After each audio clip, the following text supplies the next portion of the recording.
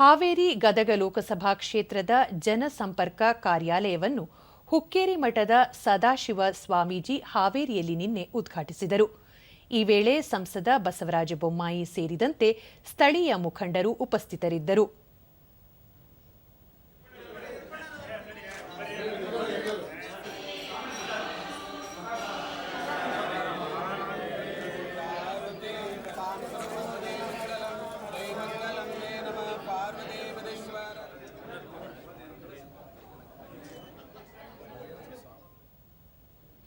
ಬಳಿಕ ಬಸವರಾಜ ಬೊಮ್ಮಾಯಿ ಸಾರ್ವಜನಿಕರ ಅಹವಾಲು ಹಾಗೂ ಅವುಗಳ ಸೂಕ್ತ ಪರಿಹಾರಕ್ಕಾಗಿ ಜನಸಂಪರ್ಕ ಕಾರ್ಯಾಲಯ ಆರಂಭಿಸಲಾಗಿದೆ. ಸಮಸ್ಯೆಗಳ ಇತ್ಯರ್ಥಕ್ಕೆ ಜಿಲ್ಲಾಡಳಿತ ಹಾಗೂ ರಾಜ್ಯ ಸರ್ಕಾರದ ಸಕಾರಾತ್ಮಕ ಸ್ಪಂದನೆ ಅಗತ್ಯ ಎಂದು ಹೇಳಿದರು. ರಾಜ್ಯದ ಆರೋಗ್ಯ ಇಲಾಖೆ ಸೂಕ್ತ ಕಾರ್ಯನಿರ್ವಹಣೆಯಲ್ಲಿ ವಿಫಲವಾಗಿದೆ. ಸರ್ಕಾರಿ ಆಸ್ಪತ್ರೆಗಳಲ್ಲಿ ಸರಿಯಾಗಿ ಔಷಧಿಗಳು ದೊರೆಯುತ್ತಿಲ್ಲ.